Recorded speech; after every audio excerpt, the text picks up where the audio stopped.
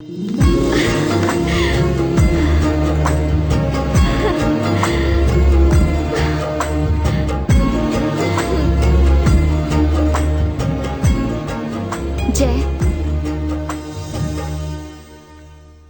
मुझे लगा था कि मैं तुमसे दूर रहकर खुश रह सकूंगी, लेकिन सच कहूं तो मैं गलत थी। मानसा, हर इंसान को बस एक ही जिंदगी मिलती है और मैं दूसरे जन्म में यकीन नहीं करता। इस जिंदगी को अगर जी भर के नहीं जिया तो क्या जिया। I want to see you happy. तुम हंसती हुई बहुत अच्छी लगती हो। वो तो ठीक है, लेकिन बाकी लोगों को बदलना आसान नहीं है। वो भी इंसान ही है। अगर कोशिश की जाए तो इंसान बदलते भी हैं। अब उसने हमसे दुश्मनी और गहरी कर ली है।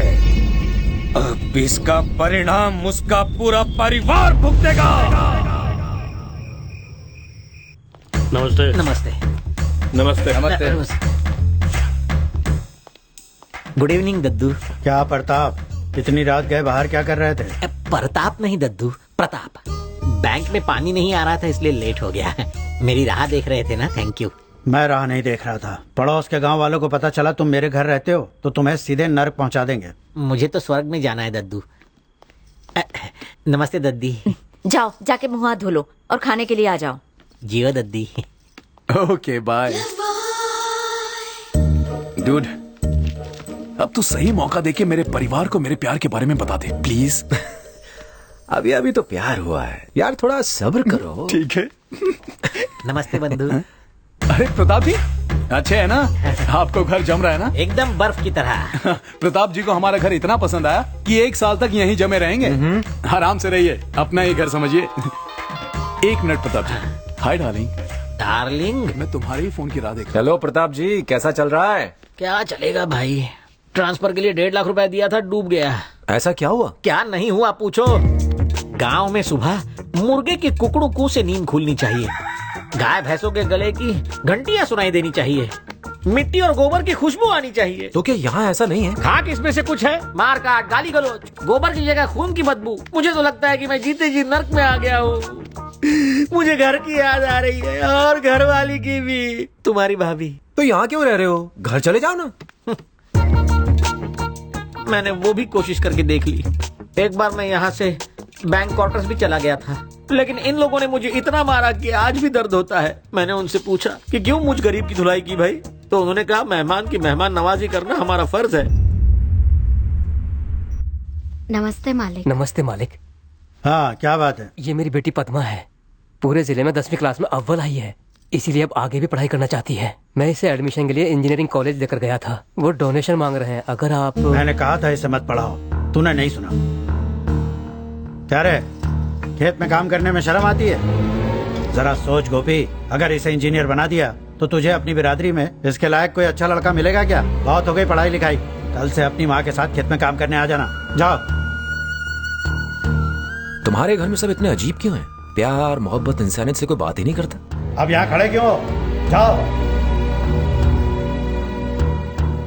तू क्या इन लोगों को भी मेरी तरह बदलना चाहता है? मुझे बदलने की वजह सिर्फ एक लड़की थी। लेकिन इनके पास कोई वजह नहीं। चल। वजह वो तो पैदा करनी पड़ती है दोस्त।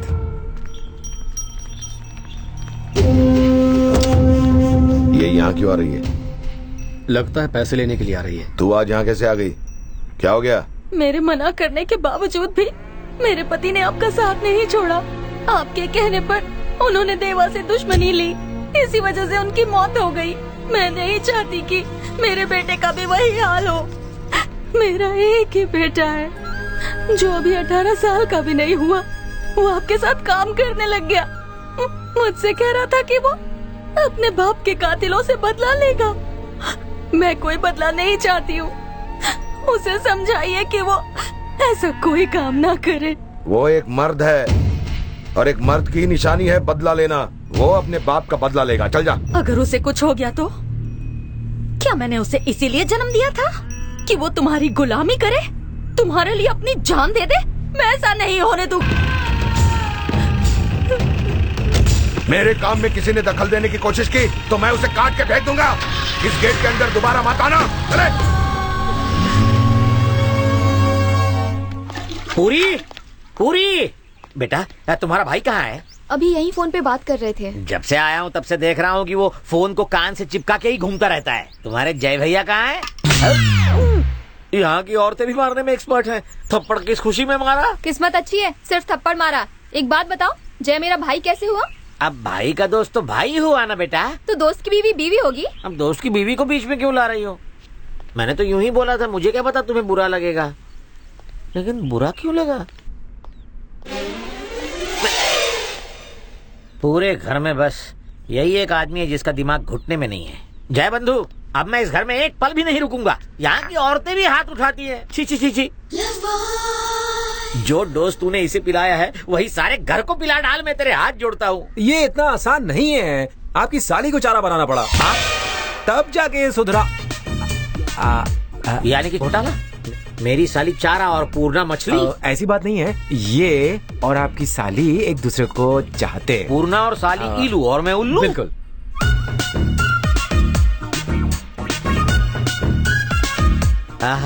मछली चारा निकल गई। साला ठरकी गुंडा कहीं का। अगर किसी को पता चल गया कि वो मेरी साली है तो? मैं हूँ ना अंकल। तुम हो ना? मैं बीज धार फंसी नैया हूँ, तुम खिवैया हो। नैया पार लगा देना। जीजी जीजी, मैं खेत से आ रही हूँ। फातिमा ने जहर खा लिया है, उसे हॉस्पिटल लेकर गए हैं। माधव ने तो उसे समझाया था कि अब तेरा बेटा वापस नहीं आएगा। वो समझी नहीं, अब खुद ही भुगते। पर जीजी,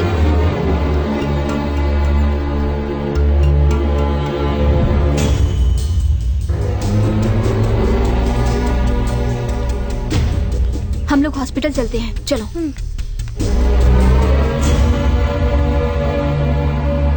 भाई, जब आप पड़ोस के गांव वालों को मारने जाएंगे ना, तब मैं भी आपके साथ चलूंगा। अरे उस सड़क के नीचे आ तो पहले। कौन, मैं? हाँ तू। हाँ ठीक है। अरे जल्दी आना।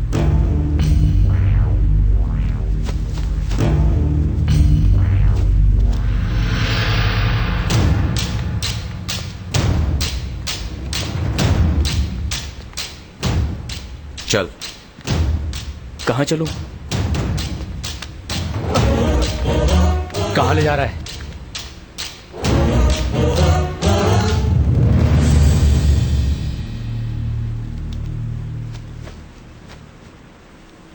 इसकी माँ ने जहर खाया है, वो हॉस्पिटल में भर्ती है।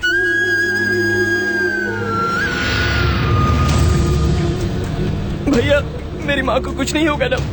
वो ठीक हो जाएगी ना? उनसे कहना आज के बाद तू अपने मरे हुए बाप के लिए नहीं, अपनी माँ के लिए जिंदा रहेगा। वो अपने आप ठीक हो जाएंगे।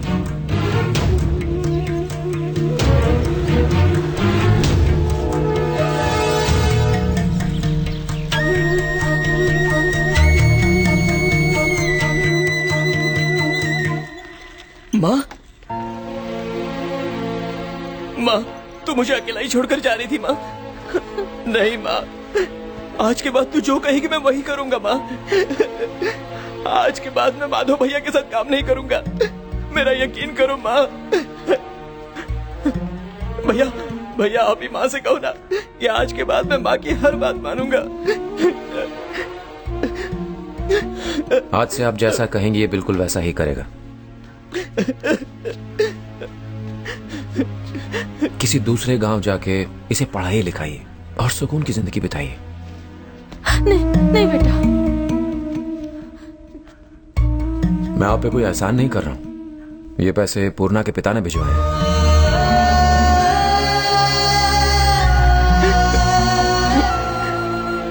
माँ,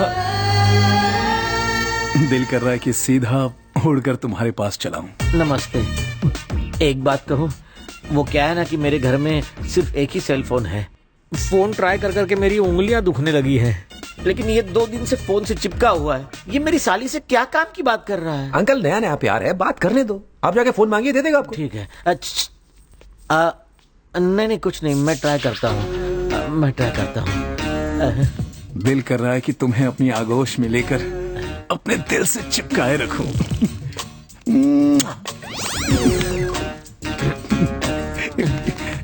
कौन है? अब 1 मिनट डार्लिंग। बहुत दिनों से बीवी से बात नहीं की है, मुझे उसकी बहुत याद आ रही है। उसका हालचाल पूछना है। 1 मिनट रुको। माधवी, तुम्हारी बड़ी बहन कैसी है? अरे मैं नहीं, प्रताप जी पूछ रहे हैं। वो दोनों बहुत अच्छे हैं, तुम्हें बहुत मिस करते हैं। अब जाओ। जरा सुनो हाँ, ना। बोलो डार्लिंग। हाँ मैं भी अच्छा हूँ, बोलना है। प्रताप जी भी बहुत अच्छे हैं। बोल दिया। हाँ जाओ। साला मुझे बात नहीं करने, बाद में बात करूंगा क्या। Okay okay. मालिक, मालिक,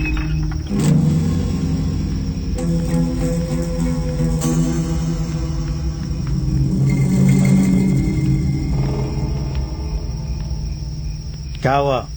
मुझे लगता था कि आप लोगों को दूसरों की बिल्कुल परवाह नहीं है, पर आप तो गरीबों के देवता हैं, उनके मसीहा हैं। मेरे पति की मौत आपकी वजह से हुई और मैं इसी वजह से आपको कोसती थी, पर मैंने आपको और आपके परिवार को कोसकर बहुत गलत किया। अब मैं ये दुआ करती हूँ कि मेरी उम्र भी आपको लग जाए।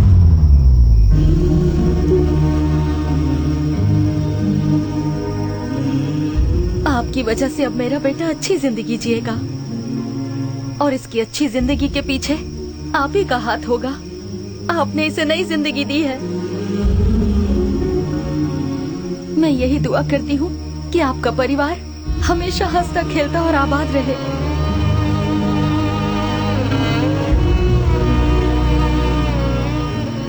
मैं अपने बाप के कातिलों से बदला लेना चाहता था। बदले की आग में मैंने अपनी माँ का कहना नहीं माना। मैंने कितनी बड़ी गलती की।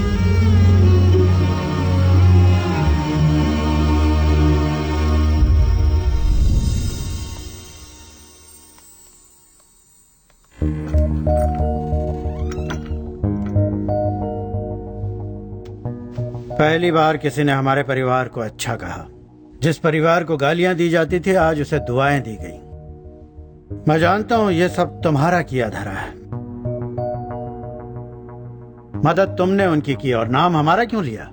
अंकल वो आपके अपने लोग हैं, आपके परिवार के रहमो करम पर जीते हैं। अगर मेरी तरह एक अजनबी उनकी मदद करता तो उससे उन्हें कोई फर्क नहीं पड़ता, बस एक छोटा सा थैंक यू बोल देते। लेकिन अगर आपने उनकी मदद की तो उनकी नजर में आपकी इज्जत बढ़ जाएगी। जानते हैं यहाँ के गांव वाले अपनी हर मुसीबत में आपके पास क्यों आते हैं? इसलिए नहीं क्योंकि आप अमीर हैं, इसलिए क्योंकि इस परिवार में आप बुजुर्ग हैं। अंकल ताकत लोगों को दबाने या उन पर काबू करने से नहीं आती, आपकी वजह से लोगों को मिली खुशी से आती है। हम तब महान नहीं बनते जब लोग हमारे कहने पर अपनी जान न्यौछावर कर दें। हम महान तब बनते हैं जब हम उनकी जान बचाएं जो हमारी खातिर कुछ भी कर सकते हैं।